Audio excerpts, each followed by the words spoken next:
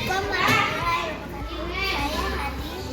sangat senang karena sudah membuat kesempatan kelas bersama guru dan teman-teman. Menurut Zizi, kenapa ibu memanggil Zizi? Terlambat masuk kelas, Bu. Apakah terlambat masuk ke kelas adalah istirahat itu merupakan hal yang baik? Tidak, Bu. Maaf, Bu. Ya, tidak apa-apa, Zizi. Ibu juga pernah melakukan kesalahan seperti itu. Di sini, ibu tidak mencari kesalahan, tidak mencari siapa yang salah, tapi kita akan mencari solusi dari masalah ini ya. Menurut ibu mau mencari guru kenapa? Kenapa sih terlalu masuk kelas? Coba ceritakan kepada ibu. Karena bermain bersama teman tidak sehingga tidak melihat waktu. Zizi bermain bersama teman itu memang mengasihkan, menyenangkan. Nah, kedepannya apa yang akan Zizi lakukan? Zizi, apakah Zizi masih ingat keyakinan kelas yang sudah kita bahas?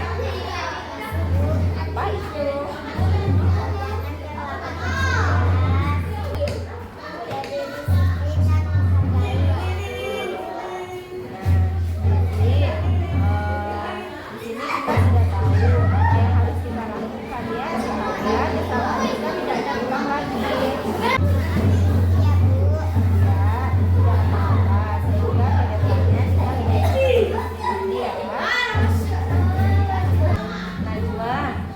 Najwa, kenapa ibu memanggil Najwa? Karena Nadia tidak membawa buku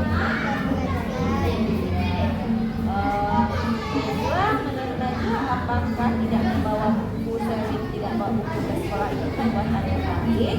tidak, Bu. Nadia minta maaf, Bu. Tidak apa-apa Najwa, semua orang pernah melakukan kesalahan. Ibu juga dulu lupa membawa buku. Sekarang di sini ibu tidak mencari siapa yang salah, namun kita akan mencari solusi dari masalah ini. Najwa, selanjutnya Najwa mau menjadi murid yang seperti apa? Disiplin dan membawa buku sesuai pelajaran. Sejak kapan Najwa akan memulai itu? Apa yang akan Najwa lakukan mulai besok? Dia akan memasukkan buku ke dalam tas sebelum komputer. Apakah Najwa masih ingat keyakinan kelas yang kita buat? Apa itu?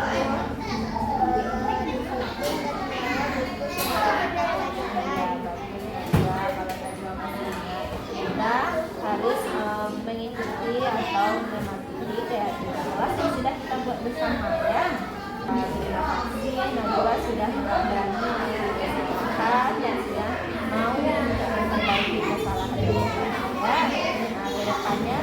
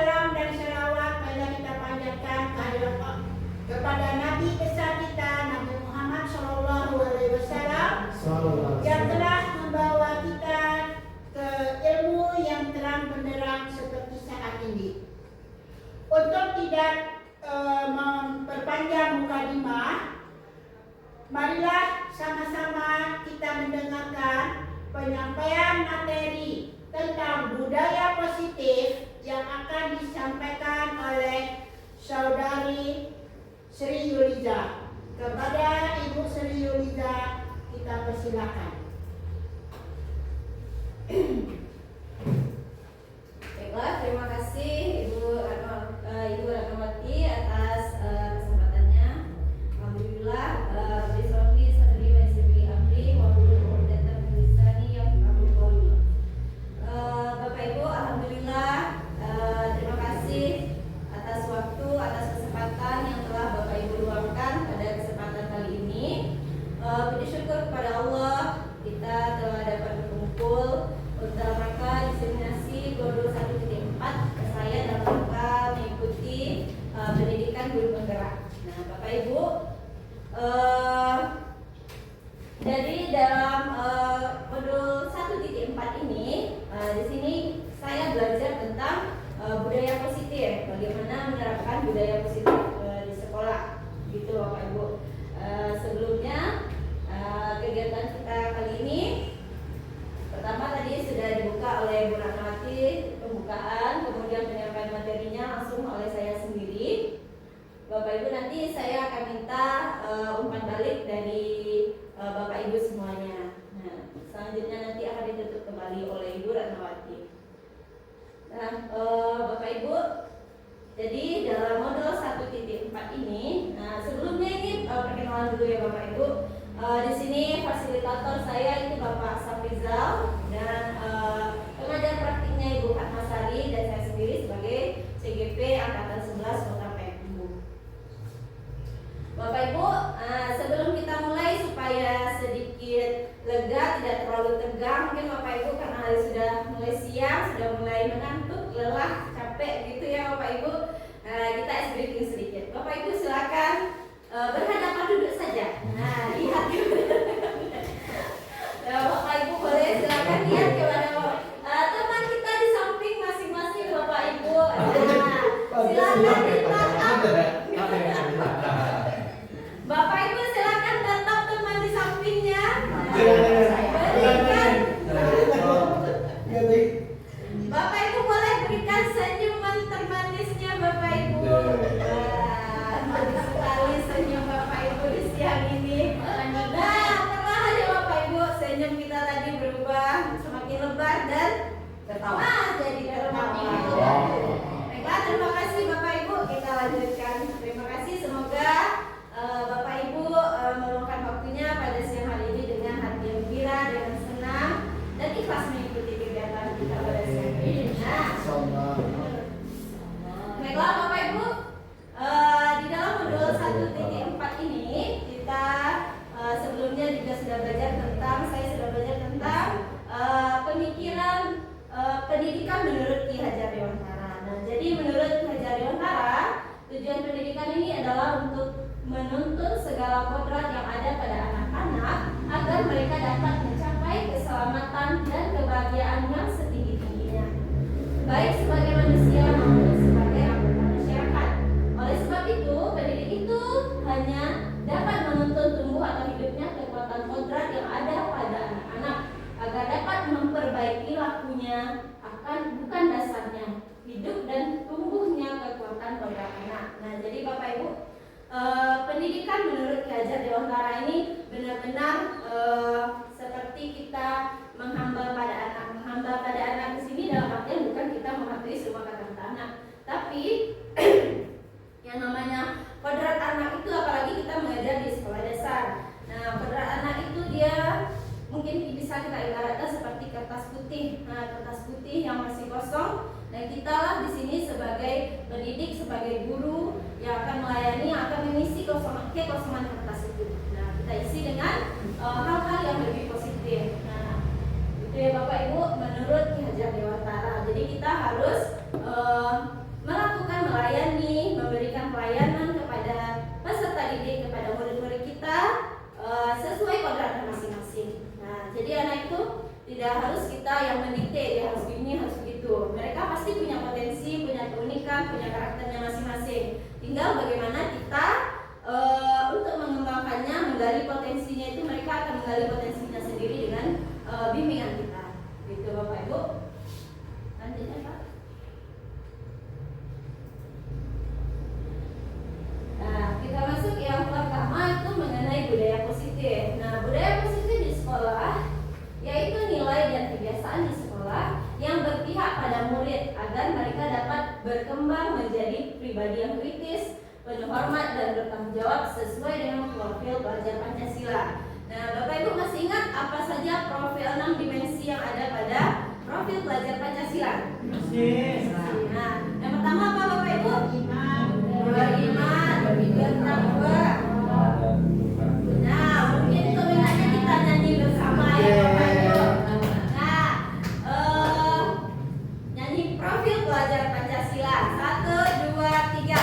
Belajar Pancasila, beriman dan bertakwa pada Tuhan Yang Esa dan berakhlak mulia, berkebinekaan global, gotong royong mandiri, kreatif dan bernalar kritis.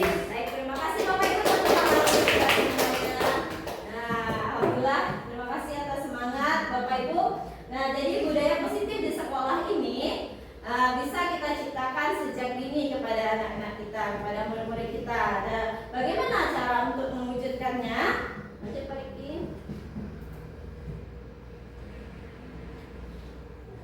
Nah, ini konsep yang akan kita pelajari dalam diseminasi budaya positif kali ini ya Bapak Ibu. Pertama, tentang perubahan paradigma belajar, disiplin positif, kebutuhan dasar manusia, motivasi perilaku manusia, restitusi dan posisi kontrol guru, keyakinan kelas, kemudian segitiga restitusi.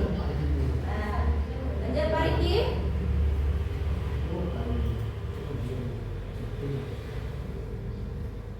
Nah, apa itu perubahan paradigma belajar? Nah, di sini kita akan melihat sedikit apa yang disebut dengan teori kontrol atau teori ilusi. Nah, ini teori ilusi menurut siapa tadi? Nah, perubahan paradigma belajar ini berkaitan dengan hal kita membangun budaya positif di sekolah. Sekolah dapat menyediakan lingkungan belajar yang positif, yang aman, yang nyaman, agar siswa mampu berpikir, bertindak, dan mencipta dengan merdeka dan bertanggung jawab. Disiplin sangat berkaitan dengan kontrol guru terhadap siswa. Nah, di sini mungkin perubahan paradigma belajar ini berkaitan dengan bagaimana cara kita menciptakan budaya positif tadi di sekolah. Nah, bisa dengan kita menciptakan suasana kelas yang nyaman, yang aman, yang menarik bagi siswa sehingga siswa itu betah berlama-lama belajar di sekolah. Bahkan ada murid kita itu mungkin dia yang merindukan sekolah. Dan misalnya libur 2 hari, ada yang dirindukannya dari sekolah, baik itu dari segi kelasnya, kenyamanan di sekolahnya maupun gurunya. Ya. Ini perubahan paradigma belajar menurut William Glasser.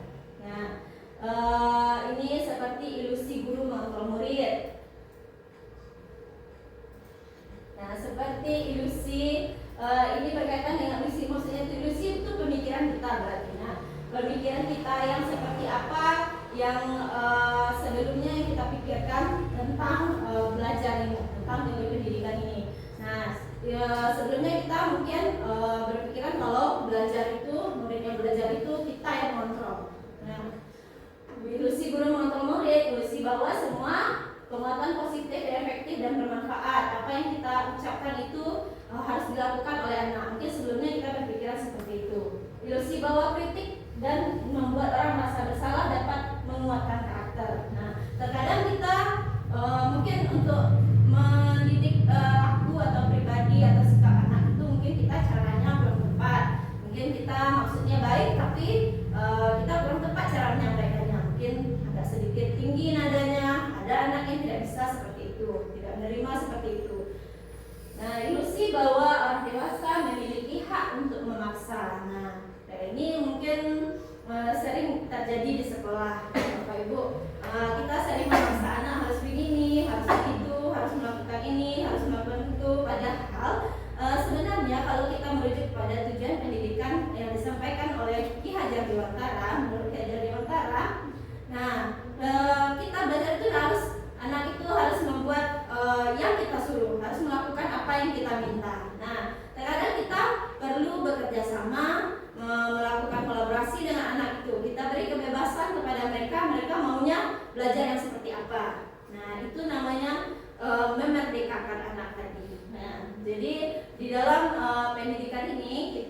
sebagai guru tidak melulu harus menuntut anak harus berbuat apa, menjadi apa yang kita inginkan.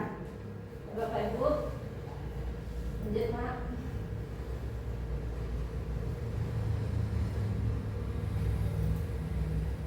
Nah, ini disiplin positif, terkait dengan disiplin positif tadi. Nah, menurut Bapak Ibu dari kata disiplin ini apa? Menurut Bapak Ibu apa artinya yang disiplin ini?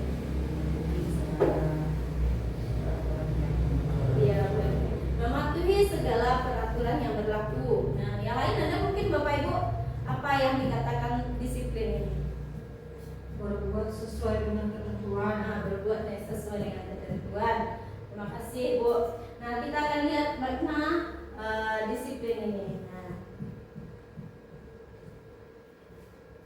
Nah, disiplin itu sebenarnya awal katanya asal mulanya berasal dari bahasa Latin yang dengan kata disiplina yang artinya belajar. Nah, makna asal dari kata ini berkonotasi dengan disiplin diri dari murid-murid. Nah, ini menurut Socrates dan Plato.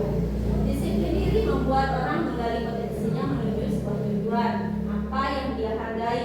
Namun dalam budaya kita makna kata disiplin telah berubah menjadi sesuatu yang dilakukan seseorang pada orang lain untuk mendapatkan kepatuhan. Nah, kecenderungan umum adalah menghubungkan kata disiplin ini dengan ketidaknyamanan, bukan dengan apa yang kita hargai atau pencapaian sesuatu yang mulia. Nah, jadi mungkin kita di sekolah menerapkan disiplin di sekolah ini. Nah, ibu harus berpakaian rapi. Nah, di kelas itu harus duduk tenang. Nah, selama ini mungkin kita mempraktekannya seperti itu. Nah, kita anggap anak itu disiplin kalau dia mematuhi semua aturan, kalau dia duduk tenang di dalam kelas dan dia melakukan apa yang kita minta. Misalnya kita kasih latihan 10, ternyata dia tidak mampu mengerjakan, mereka hanya mampu mengerjakan 5 soal. Nah, mungkin Bapak Ibu langsung menjudge anak itu tidak disiplin. Dia sering terlambat, kita judge dia tidak disiplin. Nah, dia suka makan-makan di dalam kelas, kita anggap dia tidak disiplin. Nah, kita perlu sebagai guru kita perlu mencari tahu apa sebabnya. Pasti ada mungkin ada kebutuhan atau di dalam dirinya itu yang tidak terpenuhi. Kita akan cari tahu dulu harusnya kenapa dia melakukan kesalahan atau membuat masalah seperti itu. Pasti ada alasannya dan kita bisa mencari solusi atas masalah yang sudah mereka timbulkan. Nah, bukan kita yang mencarinya, mereka bisa mencari solusinya sendiri. Kita tinggal mendampinginya saja. Bapak Ibu.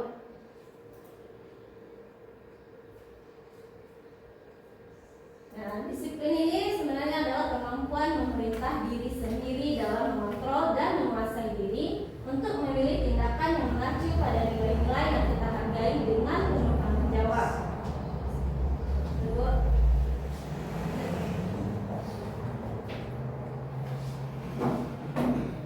Nah, tanpa diterperintah orang lain.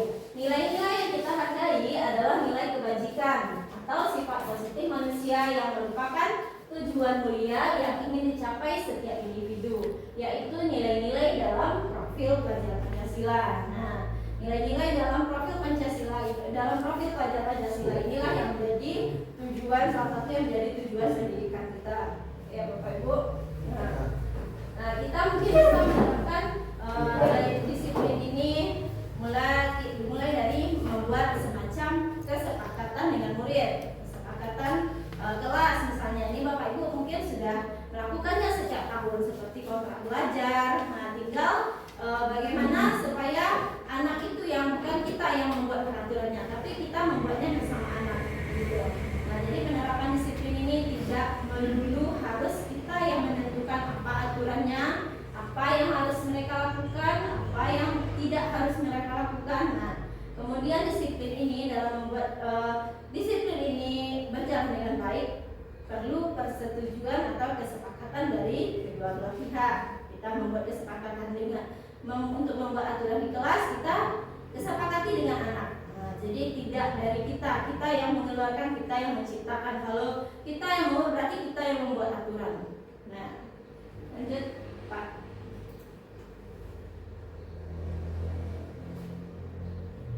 Nah, ini seperti tadi yang sudah saya sampaikan, kita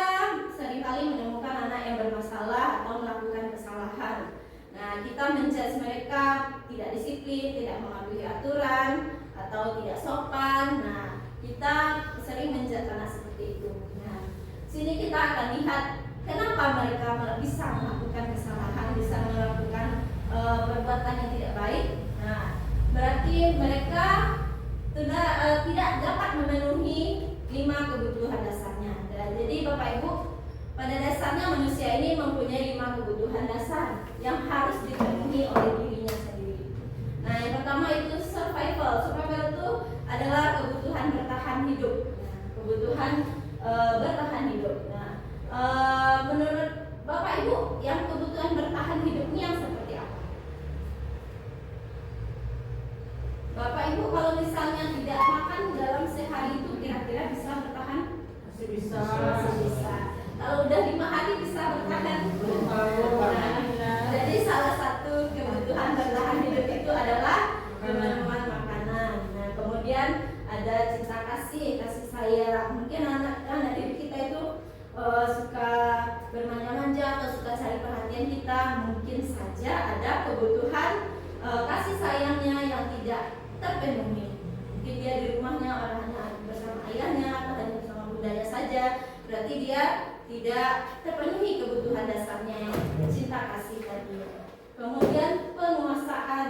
Nah, ada anak yang suka mengganggu temannya, ada suka usil, ada yang suka membuli teman. Nah, dia merasa ingin menguasai, dia merasa ingin memiliki apa yang dipunya oleh temannya. Berarti dia tidak mampu memenuhi kebutuhannya yang penguasaan tadi, Bapak Ibu. Kemudian kebebasan. Nah, yang namanya anak-anak dia pasti ingin melakukan apa yang mereka inginkan. Nah, kalau dia misalnya suka cabut, suka tidak buat PR, mungkin ada kebutuhan kebebasan ini yang tidak terpenuhi. Mungkin selama ini di rumah dia dikurung saja sama orang tua di rumah, belajar gini. Orang tua di rumah bisa jadi karena itu dia kebutuhan kebebasannya belum terpenuhi. Kemudian ada kebutuhan kesenangan. Mungkin jangan anak-anak, mungkin kita juga pernah melihat contohnya ada seorang anak temannya terjatuh, dia tertawa. Nah, dia senang melihat temannya jatuh, atau dia senang diganggunya temannya marah tapi dia ketawa. Nah, berarti dia untuk memenuhi kesenangannya, hanya untuk kesenangan, tidak ada maksud untuk menyakiti, tidak ada maksud untuk menindas teman, tidak ada, tapi dia hanya tertawa dan dia merasa senang begitu. Berarti dia hanya ingin memenuhi kebutuhan kesenangannya tadi, Bapak Ibu. Nah, kebutuhan setiap orang itu pasti berbeda-beda. Kita harus berusaha memahami pandangan orang lain tentang dunia. Setiap orang memiliki gambaran yang berbeda. Nah, Bapak Ibu mungkin juga di rumah misalnya ada masalah di rumah. Nah, sampai di sekolah terbawakanlah saat kita mengajar di dalam kelas. Ada anak berbuat salah sedikit, kita marah. Nah, berarti mungkin kebutuhan dasar apa yang kita kira-kira yang belum terpenuhi dari diri kita. Nah, kita bisa introspeksi diri kita masing-masing. Nah, misalnya saat kita mau berangkat sekolah, nah ternyata kita tidak sengaja hampir menabrak anjing misalnya. Nah, kemudian sampai di sekolah kita bad mood, nah wajahnya kesal gitu, masih kesal karena kejadian yang tadi. Nah, berarti ini ada salah satu kebutuhan dasar kita yang belum terpenuhi. Nah, misalnya ada anak peserta didik kita atau murid kita itu udah jam istirahat, dia udah masuk, setelah istirahat ada waktu makan, dia masih makan gitu. Nah, berarti dia ada kebutuhan dasarnya tadi yang belum terpenuhi, mungkin dia belum kenyang. Nah, ini kebutuhan tadi dengan kebutuhan survival atau bertahan hidup tadi. Dia mungkin tidak sarapan pagi, tidak disediakan makan pagi oleh orang tuanya. Nah, jadi dia melebihkan makanannya di sekolah. Nah, ini berarti ada kebutuhan dari peserta didik, dari murid kita itu yang belum terpenuhi. Ya, Bapak Ibu, lanjut Pak. Nah, ini ada salah satu contoh kasus Bapak Ibu. Ibu Ria, guru kelas 6 di SD Nusa Indah, sedang bingung menghadapi ulas salah satu muridnya di kelas. Muridnya itu bernama Agus. Beberapa anak telah datang dan mengeluhkan Agus yang seringkali meminta bekal makan siang mereka dengan paksa. Jika Anda menghadapi situasi seperti Bulia, apa yang akan Anda lakukan? Nah, kira-kira Bapak Ibu jika menjadi Bulia, apa yang akan Bapak Ibu lakukan? Memanggil si Agus. Nah, Menanyakan kenapa melakukan itu Iya. pada temannya. Iya, terima kasih Bu Ida. Nah, kira-kira menurut Bapak Ibu apa alasan Agus melakukan itu? Mungkin dia tidak Iya, jadi dia tidak bawa bekal, belum makan pagi ya Bu. Iya, berarti menurut Bapak Ibu dari 5 kebutuhan dasar tadi, kebutuhan dasar yang mana yang belum terpenuhi Desi Agus tadi? Bisa kesenangan bagi dia. Bisa bagi kesenangan bagi dia. Manusia, iya. Dia senang melihat orang tuanya kesal ya. Perhatian mungkin tidak diperhatikan orang tuanya, tidak diberikan bekal. Oke, kita lanjut Bapak.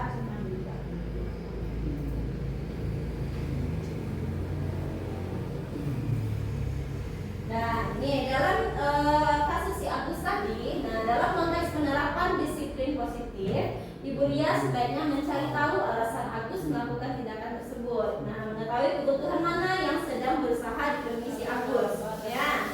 Nah, Agus yang pertama kita lihat ada kebutuhan survivalnya yang belum terpenuhi. Agus lapar dan orang tuanya tidak membawakannya bekal makan. Nah, kemudian yang kedua teman Agus, nah ini terkait dengan kasih sayang tadi. Teman Agus jadi perhatian kepada Agus. Mungkin ada temannya yang mulai melebihkan membawa bekal, membawa makanan ke Agus karena si Agus tadi yang sering minta-minta makanan sama temannya. Jadi temannya mulai memperhatikan si Agus. Nah, si Agus sudah mendapat kebutuhan kasih sayangnya. Kemudian dia merasa hebat karena temannya jadi takut dan menuruti keinginannya. Ini terkait dengan power atau kekuatan tadi. Topeng masalah tadi. Kemudian Agus mulai merasa bosan dengan bekal yang dibawakan orang tuanya karena selalu bekal yang sama. Nah, dia ingin kebebasan. Dia mungkin pengennya makanan ini tapi orang tuanya ngasih ini aja ke orang tuanya. Padahal anak itu kan pengen makanan bekalnya itu diganti. Nah, mungkin itu aja terus. Misalnya dikasih ayam goreng aja selama 6 hari sekolah. Gimana anak tidak bosan? Nah, di sini berarti kebebasannya belum terpenuhi. Kemudian Agus hanya iseng dan dia menikmati ekspresi wajah temannya yang kesal. Ini kesenangan. Dia berusaha memenuhi kebutuhan kesenangan yang ada pada dirinya. Pak.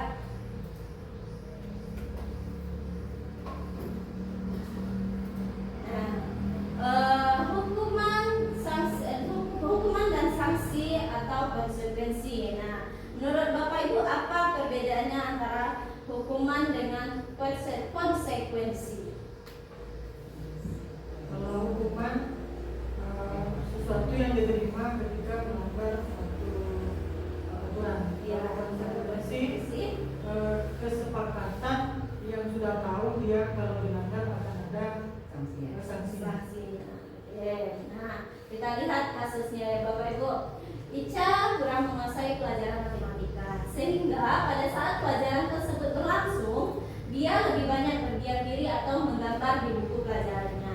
Pada saat guru matematikanya, Pak Seno, menanyakan pertanyaan, Ica menjadi gugup dan tak sengaja menjatuhkan tasnya dari kursi. Secara tiba-tiba menjadi gagap pada saat berupaya menjawab. Seluruh kelas pun tertawa melihat perilaku Ica yang bicara tergagap dan terkejut tersebut. Pak Seno pada saat itu membiarkan teman-teman Ica menertawakan Ica yang tergagap dan malu luar biasa. Dan malahan minta Ica untuk maju ke depan dan berdiri di depan kelas sambil menunjuk hidungnya karena tidak bisa menjawab pertanyaan Pak Seno. Kelas semakin gaduh dan anak-anak pun tertawa melihat Ica di depan kelas memegang ujung hidungnya. Nah, apakah Bapak Ibu setuju dengan tindakan Pak Seno terhadap Ica? Tidak setuju. Kenapa tidak setuju? Itu bentuk bully yang dilakukan Pak Seno terhadap Ica.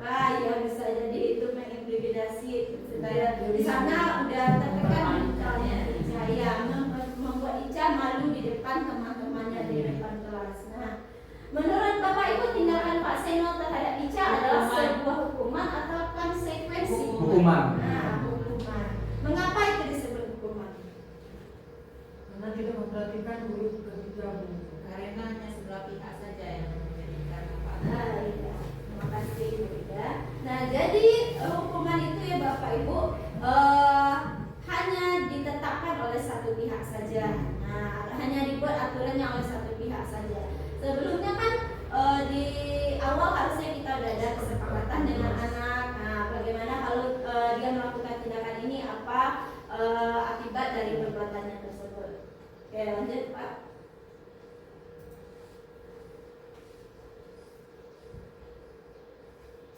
Nah, hukuman. Nah, kita akan lihat di mana identitas gagal dan identitas suksesnya sebuah hukuman, konsekuensi dan restitusi. Nah, hukuman itu adalah sesuatu yang menyakitkan, namun harus terjadi. Nah, contohnya tadi yang dialami si Ica tadi. Nah, dia mendapatkan hukuman dan membuat dia malu, tidak tertahankan malunya, ditertawakan oleh teman-temannya satu kelas. Nah, sedangkan konsekuensi adalah sesuatu yang harus terjadi.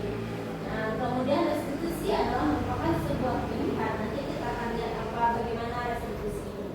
Tidak nyaman, kalau hukuman itu membuat seorang tidak nyaman, kemudian tidak bagi anak itu jangkau. Nah, terasanya itu bagi dia dalam waktu yang lama begitu. Pasti dia akan mengingat kejadian saat dia ditertawakan oleh temannya satu kelas tadi. Sampai kapanpun dia pasti akan ingat. Nah, Bapak Ibu, kalau di sekolah zaman kita sekolah dulu, apa hal yang paling Bapak Ibu ingat? Masih ingatkah Bapak Ibu pernah dicubit oleh guru? Nah, masih ingatkah Bapak Ibu saat kita dipukul dengan roll, dengan penggaris? Nah, itu. Nah, pada umumnya hal-hal yang negatif yang seperti itu pasti akan kita ingat sampai kapanpun.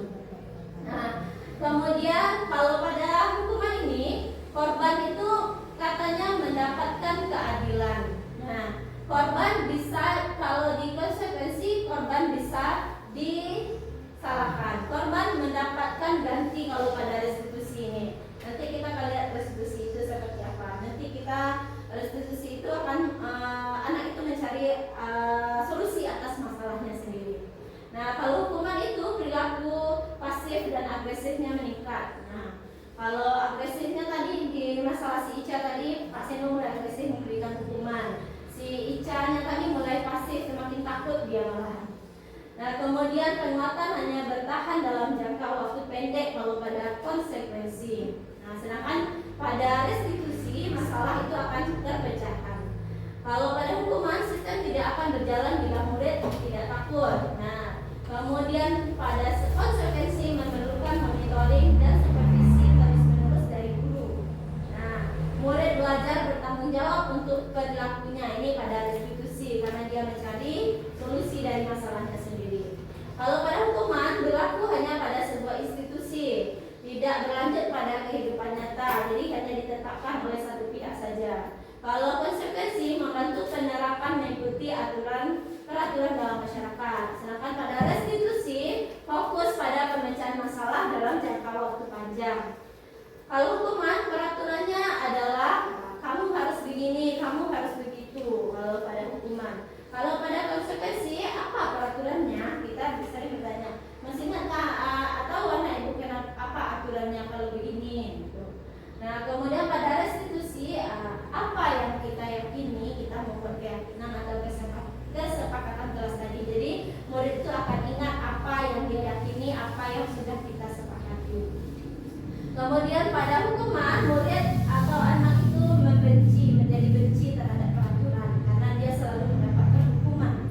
Nah, pada konsekuensi murid atau anak itu dia akan menghormati peraturan. Sedangkan pada restitusi, murid atau anak itu dia akan menghormati dirinya dan orang lain. Lanjut Pak.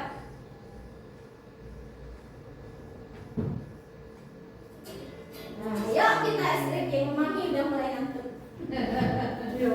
Nah, ya stretching kita sedikit ya Bapak Ibu. Silakan Bapak Ibu boleh berdiri sebentar saja supaya meregangkan ototnya, meregangkan kekakuan tangannya, badannya. Ya Bapak Ibu. Nah, kita stretching sebentar ya. Kita goyang sebentar. Ya, lupa apa itu kan? Makin dia pada lagi.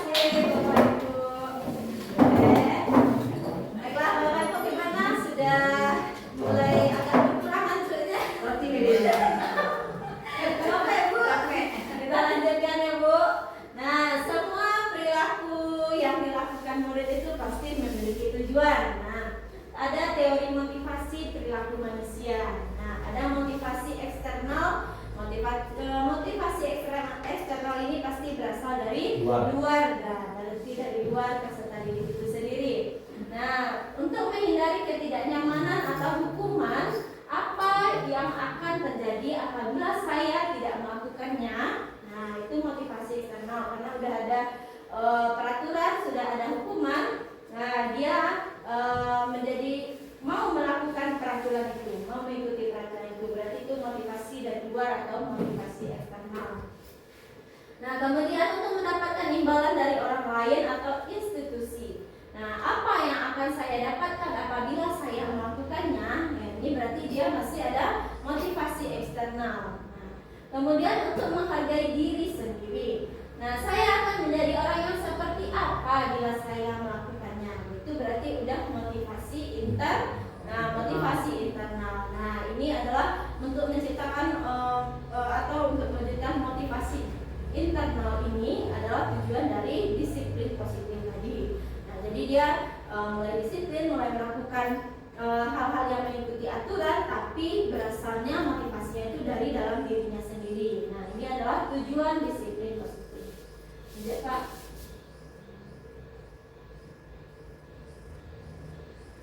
Nah, mari kita berlatih Bapak Ibu. Kita lihat ini merupakan hukuman atau konsekuensi. Kita lihat contoh yang pertama. Lari mengelilingi lapangan basket 2 kali karena terlambat hadir di sekolah. Hukuman. Nah, ini merupakan hukuman. Membersihkan belum Pak. Nah, kemudian membersihkan coretan yang dibuatnya di meja tulis. Konsekuensi. Nah, itu adalah konsekuensi.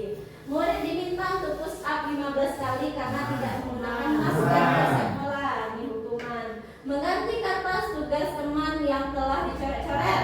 Konsekuensi. Berjemur di lapangan basket 12 siang karena mengobrol dengan teman. Hukuman. Murid diminta bertelanjang kaki sepanjang hari karena tidak menggunakan sepatu warna hitam sesuai dengan sekolah. Hukuman atau konsekuensi ini? Diminta bertelanjang kaki karena tidak menggunakan sepatu warna hitam. Nah, hukuman atau konsekuensi? Nah, ada yang bilang konsekuensi, ada yang bilang hukuman. Nanti kita lihat. Berdiri di depan kelas sambil mengangkat kaki karena tidak bisa menjawab pertanyaan. Hukuman. Nah, kita lihat jawabannya Bapak Ibu. Nah, jadi yang pertama itu hukuman, membersihkan coretan itu adalah konsekuensi. Murid diminta push up 15 kali hukuman. Mengganti kertas tugas teman yang telah dicoret-coret itu konsekuensi. Berjemur di lapangan basket adalah hukuman. Murid diminta bertelanjang kaki sepanjang hari karena tidak menggunakan sepatu hitam. Itu hukuman juga. Berdiri di depan kelas sambil mengangkat satu kaki itu sudah pasti hukuman. Ya, lanjut, Pak. Nah, ini kita masuk ke restitusi posisi kontrol guru. Nah, jadi guru di sini ini sebenarnya mempunyai 5 posisi kontrol. Yang pertama sebagai penghukum, kemudian sebagai pembuat merasa bersalah, sebagai teman, sebagai pemantau, dan sebagai manajer. Nah, kita akan lihat selama ini kita menjadi guru yang posisi kontrolnya itu di mana? Apakah kita sebagai penghukum, sebagai pembuat merasa bersalah, sebagai teman, pemantau, atau sebagai manajer? Sebagai manajer. Benar, Pak? Yang bisa pokoknya salah-salah. Benar, Pak. Baik. Sebagai kita. Ya. Nah, sebagai kita lihat ya, kalau kita sebagai penghukum itu hal-hal atau kata-kata seperti apa yang sering kita ucapkan, kita lihat. Saya kecewa sekali dengan kamu. Ini kita berarti sebagai pembuat orang yang merasa bersalah. Itu kecewa kalau kamu melakukan itu. Nah, berarti kita sebagai guru yang pembuat merasa bersalah. Kamu tidak pernah benar melakukannya. Itu berarti kita sebagai penghukum. Kita anak, ayo mau duit pun. Apa yang kamu kerjakan ini? Apa yang telah kamu lakukan ini? Itu berarti kita sebagai penghukum. Kita mengejar anak tidak pernah benar melakukan sesuatu. Nah, itu kita sebagai penghukum. Nah, kemudian kalau kita sebagai teman, kita mungkin pernah bicara seperti ini. Ayolah lakukan demi ibu. Nah, ayolah. Nah, itu sebagai kita sebagai teman. Apakah kamu mendapatkan stiker bintang hari ini? Nah, berarti kita sebagai pemantau. Nah, kita mengiring anak supaya dia berbuat atau melakukan perilaku yang baik. Nah, kita akan ucapkan seperti itu. Bagaimana kamu bisa menyelesaikan masalah ini? Berarti kita sebagai manajer. Kemudian kamu selalu yang paling terakhir, kamu terus yang paling terakhir. Berarti kita sebagai penghukum. Nah, mungkin hal-hal kata-kata seperti ini pernah kita ucapkan kepada murid kita, ya Bapak Ibu. Penghukum dan pemberi. Iya. Kalau tidak paling sering sebagai apa, Bunda? Nomor 4. Nomor 4 sebagai manajer. Ya Pak. No. Nomor 4 di sini ya. Oke, lanjut Bapak Ibu, kita lihat contoh kasus lagi ya.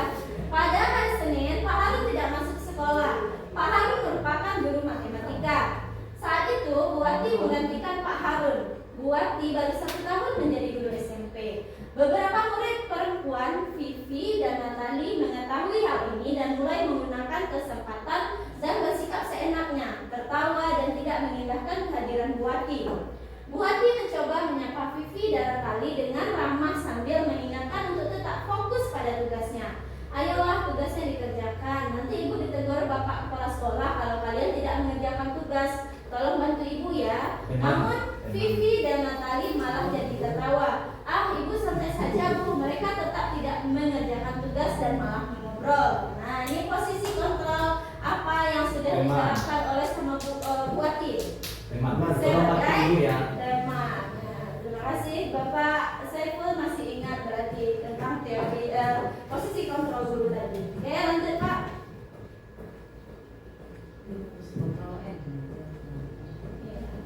Nah, kita lihat juga kasus kedua. Anto dan Dino sedang bermain bersama di lapangan basket dan tiba-tiba terlibat dalam sebuah pertengkaran adu mulut. Dino pun menjadi emosi dan mengadakan kontak fisik, menarik kemeja Anto dengan kasar sampai 2 kancingnya terlepas. Pada saat itu, guru piket langsung melerai mereka dan membawa mereka ke ruang kepala sekolah. Ibu Suti sebagai kepala sekolah berupaya menenangkan keduanya, terutama Dino. Dino, sepertinya kamu saat ini sedang marah sekali. Mendengar itu, Dino pun mengalir bercerita tentang kekesalan hatinya. Bu Suti pun melanjutkan bahwa membuat kesalahan adalah hal yang manusiawi dan bahwa mempertahankan diri adalah hal yang penting. Namun meminta Dino memikirkan cara lain yang mungkin lebih efektif karena saat ini Dino berada di ruang kepala sekolah. Ibu Suti melanjutkan bertanya tentang keyakinan sekolah yang disepakati serta apakah Dino bersedia memperbaiki kesalahan yang telah dilakukan terhadap Anto. Dino pun akhirnya perlahan mengangguk. Kemudian Ibu Suti balik bertanya kepada Anto, hal apa yang bisa dilakukan Dino untuk memperbaiki masalah? Nah, ayo Anto menjawab, saya perlu kancing saya diperbaiki Bu. Ibu saya akan sangat marah kalau melihat kancing baju saya sampai nyopot 3 kancing ini. Ibu Suti pun kembali bertanya ke Dino, apakah yang akan dia lakukan untuk menggantikan 3 kancing Anto yang terlepas?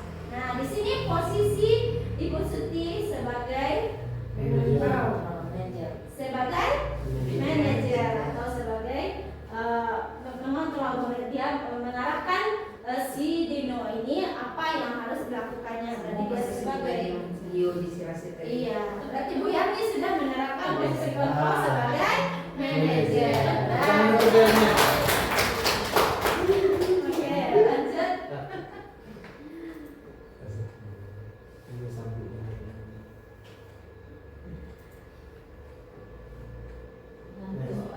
Nah, Dino berpikir sejenak, namun menjawab, wah tidak tahu Bu, saya lem kembali mungkin ya. Ibu Suti berpikir sebentar dan menanggapi, kalau dilem akan mudah lepas kembali Dino. Bagaimana kalau kamu menjahitkan saja? Bersediakah kamu? Dino tampak ragu-ragu dan menanggapi, menjahit?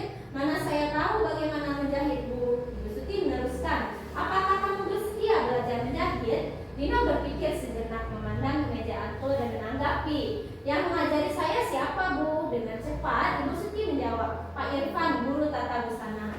Dino kembali diam sejenak, memandang ke meja Anto yang tanpa kancing. Akhirnya Dino mengangguk tanda menyetujui dan sepanjang siang itu Dino belajar menjahit dan memperbaiki kemeja Anto. Terakhir kali terlihat kedua anak laki-laki tersebut, Dino dan Anto, pada jam pulang sekolah mereka sudah bercengkrama dan bersenda gurau kembali. Nah, menurut Bapak Ibu berarti ibu gurunya sudah posisi kontrol apa tadi? Sebagai manajer. Sudah berhasil kah Ibu Siti? Sudah. Semoga kita juga bisa menerapkan seperti yang dilakukan Ibu Siti. Oke, lanjut Pak. Ya, Bu. Nah, ini posisi kontrol guru. Nah, motivasinya yang identitas yang gagal itu berarti kontrolnya pada umumnya berasal dari luar. Nah, karena itu menghindari hukuman. Nah, kita sebagai penghukum menghardik, menunjuk-nunjuk, menyakiti, menyindir. Nah, membuat perasaan bersalah berarti kita anak itu mendapat motivasi eksternal juga berarti berceramah dan menyatakan seharusnya ibu kecewa. Kalau kamu tidak melakukan, awas ya. Pernah ya anak ibu bapak ibu berkata seperti itu? Awasnya enggak. Nah, mungkin kita secara tidak sengaja pasti pernah mengatakan seperti itu tanpa kita sadari ya bapak ibu. Semoga kita nanti perlahan-lahan bisa menjadi posisi kontrol yang lebih baik bagi murid. Nah, ada sebagai teman, sebagai pemantau ataupun sebagai manajer. Nah, lanjut Pak.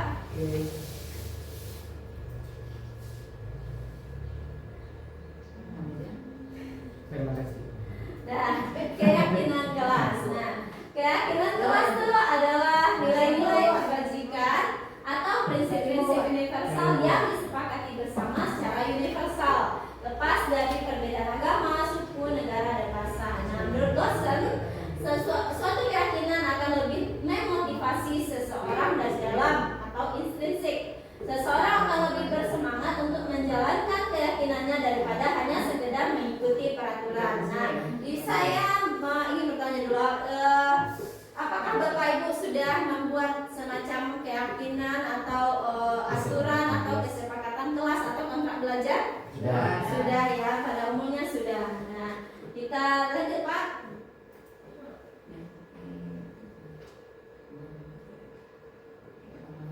Nah, ini kita menerapkan budaya positif itu kita bisa mulai dari membuat peraturan kesepakatan atau keyakinan kelas. Peraturan kelas itu kita ubah menjadi keyakinan kelas. Nah, aturan itu tentu berbeda dengan keyakinan kelas. Aturan biasanya dibuat oleh satu pihak, biasanya guru yang membuat aturan ini. Sedangkan keyakinan kelas atau kesepakatan kelas itu dibuat bersama dengan murid. Nah, apa yang mereka inginkan, apa yang harus mereka setujui mengenai aturan kelas ini. Kemudian setelah keyakinan kelas terbentuk, nah akan terciptalah didukung oleh lingkungan yang positif. Nah, lingkungan yang baik, maka akan tercipta budaya positif di sekolah. Gitu Bapak Ibu. Nah, semoga langkah awal kita membuat kontrak belajar atau membuat kesepakatan kelas bisa mewujudkan budaya positif di sekolah kita.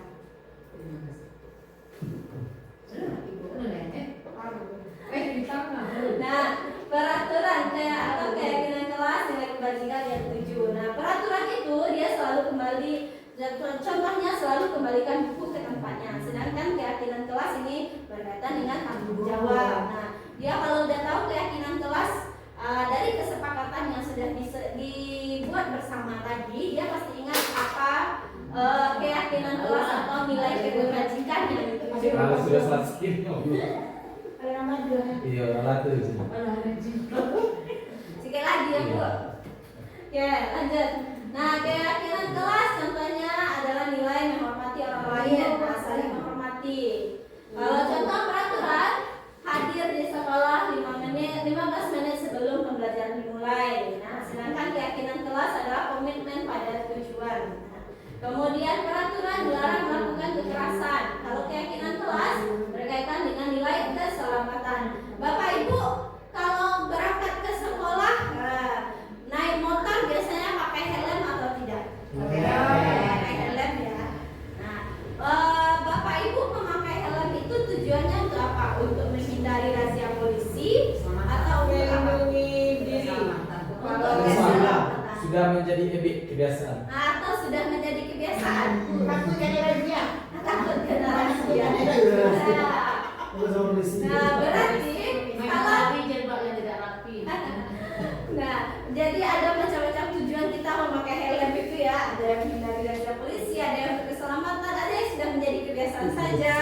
Nah, kalau kita tujuannya untuk untuk menghindari razia polisi, berarti nilai apa di sana yang kita takuti di sana? Yang kita yakini? Hukuman. Hah? Kita takut menghadapi hukuman, menerima hukuman.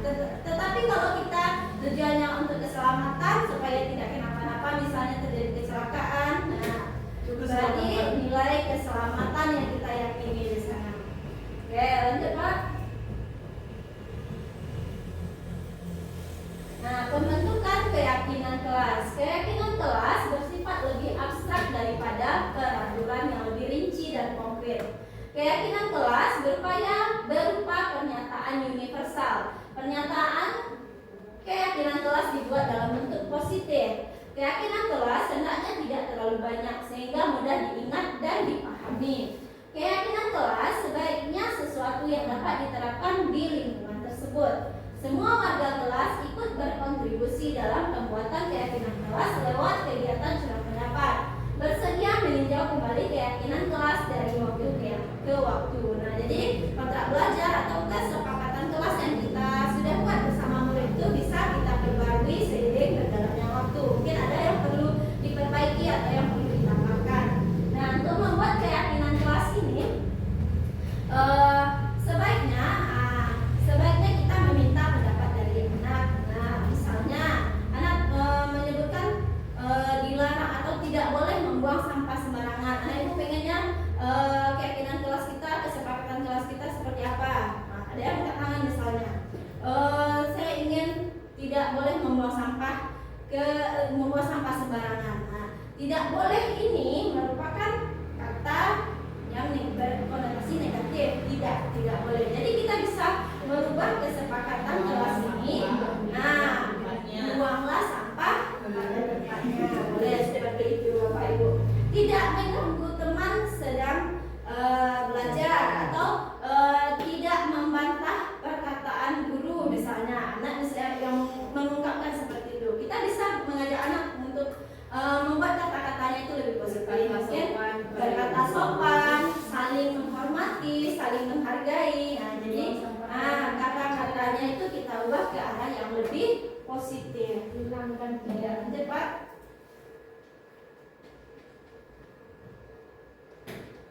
Nah, ini contoh dokumentasi saya membuat keyakinan kelas bersama murid. Nah, jadi saya membagikan semacam stick note kepada anak. Nah, kemudian anak menuliskan dia maunya aturan kelasnya itu, keyakinan kelasnya, kesepakatan kelasnya seperti apa.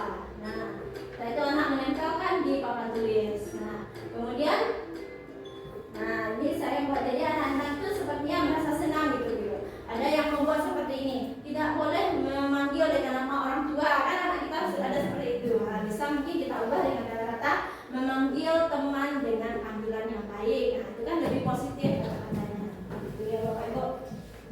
Kemudian saya juga sudah menerapkan segitiga restitusi. Nah, segitiga restitusi ini adalah proses menciptakan kondisi bagi murid untuk memperbaiki kesalahan mereka, sehingga mereka bisa kembali pada kelompok mereka dengan karakter yang lebih kuat. Nah, melalui restitusi ini guru dapat membantu murid menjadi lebih memiliki tujuan, disiplin positif, serta memulihkan dirinya setelah berbuat salah. Membantu murid untuk jujur pada dirinya sendiri dan mengevaluasi dampak dari kesalahan yang dilakukan. Kemudian memberikan penawaran bukan paksaan. Nah, ini segitiga restitusi. Nah, Pak.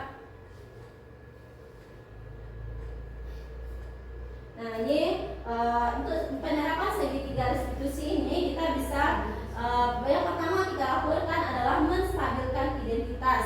Nah, bagaimana cara kita menstabilkan identitas itu?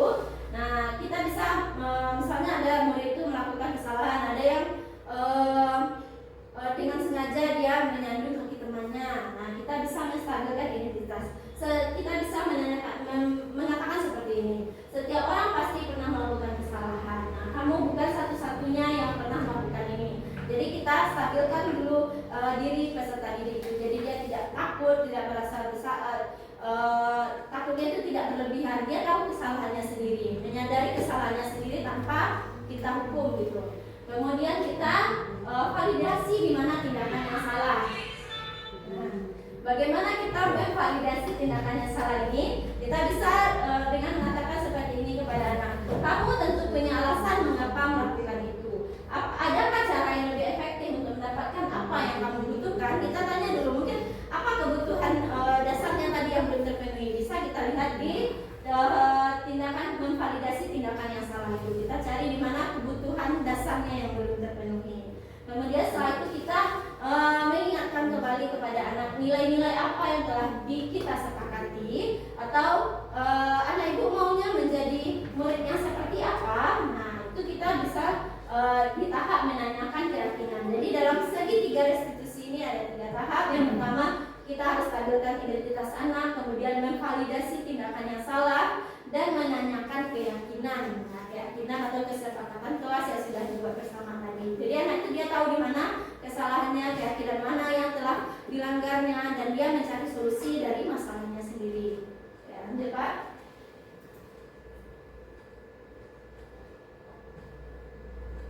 Nah, ini tahapan menstabilkan identitas. Kita bisa mengatakan pada anak berbuat salah itu tidak apa-apa, itu kan manusiawi. Pasti kita saja sendiri sebagai guru pasti pernah berbuat salah.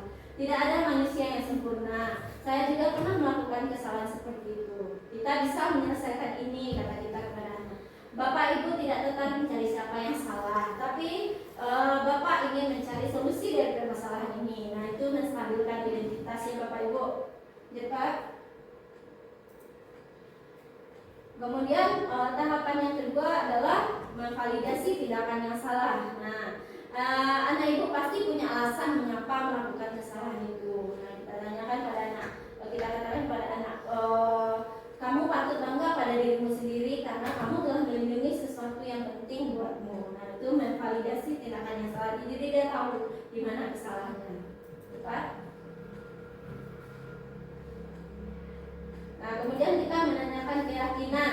Apa yang kita percaya sebagai kelas atau keluarga? Nah, apa nilai-nilai umum yang kita telah sepakati? Kemudian apa bayangan kita tentang kelas yang ideal? Nah, kamu mau menjadi orang yang seperti apa? Nah, bisa kita tanyakan di tahapan menanyakan keyakinan. Pak? Nanti Pak. Nah, ini contoh penerapan segitiga restitusi yang coba saya terapkan. Nah, di sini muridnya itu dia terlambat masuk kelas karena dia ternyata asik bermain dengan teman-temannya sebelum pas saatnya istirahat. Nah, kita tanyakan dulu, kenapa ibu pernah melakukan kesalahan seperti yang kamu lakukan. Nah, kita tanyakan kenapa dia bisa melakukan kesalahan. Awalnya kita menstabilkan identitas itu. Saya coba, apakah Zizi tahu kenapa ibu memanggil Zizi? Pasti dia tahu sendiri kan. Kenapa kita jadi, kenapa kamu terlambat kali masuk? Itu berarti kita sudah sebagai penghukum tadi. Nah, ini contoh penerapan segitiga restitusi. Ya, nah, kemudian saya juga minta bagaimana pendapat anak setelah kita menerapkan segitiga restitusi ini. Anak-anak awalnya senang, jadi dia tidak merasa takut, tidak merasa bersalah, dan menjadi takut saat ditanya, begitu tidak gugup. Nah, jadi dia sudah mengalir bercerita sendiri. Ini contoh penerapan segitiga restitusi. Iya, Najwa ini tidak membawa buku pelajaran sesuai daftar pelajaran. Nah, jadi cobalah menerapkan segitiga restitusi ini.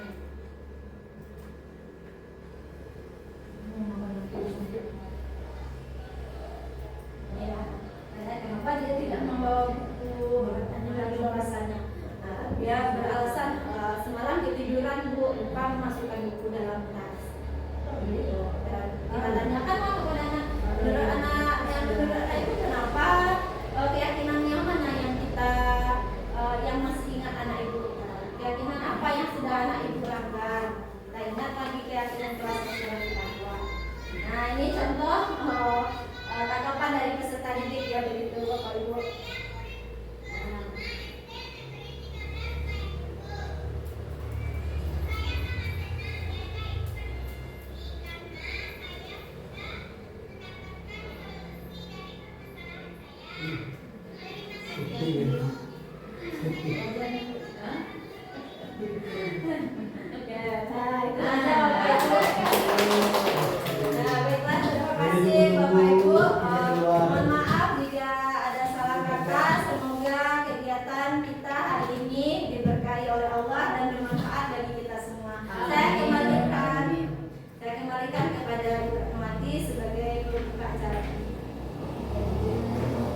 ilmunya.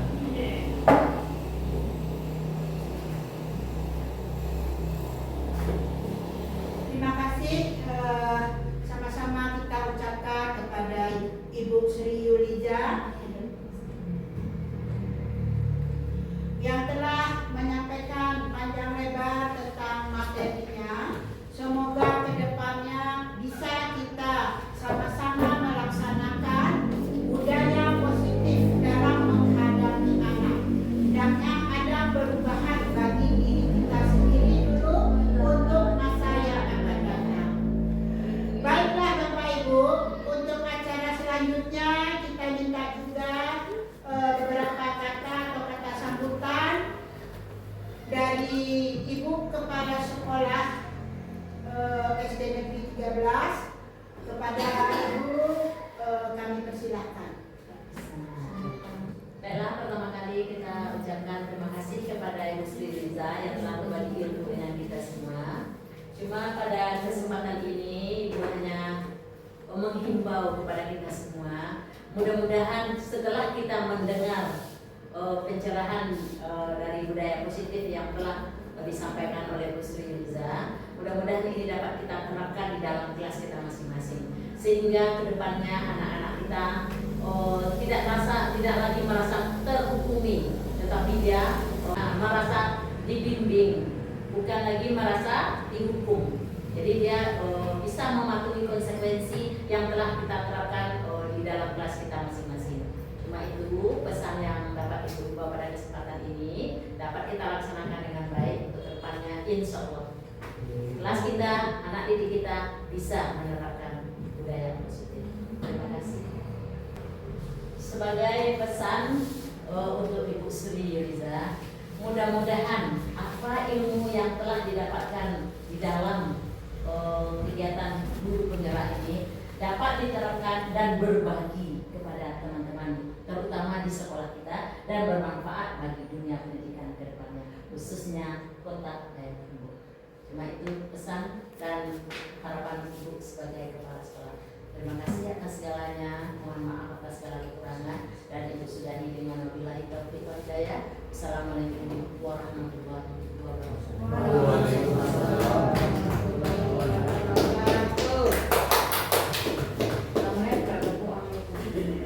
Baiklah Bapak-bapak dan Ibu-ibu, dengan berakhirnya kata sambutan atau sepatah kata dari Ibu Kepala Sekolah, maka kita akhiri, yaitu diseminasi modul 1/4 budaya positif yang disampaikan oleh calon guru penggerak angkatan 11 Kota Payakumbuh, yaitu Ibu Sri Yuliza. Marilah kita sama-sama mendoakan agar guru kita ini ke depannya urusannya lancar dan berjalan dengan baik dan sukses. Sekian.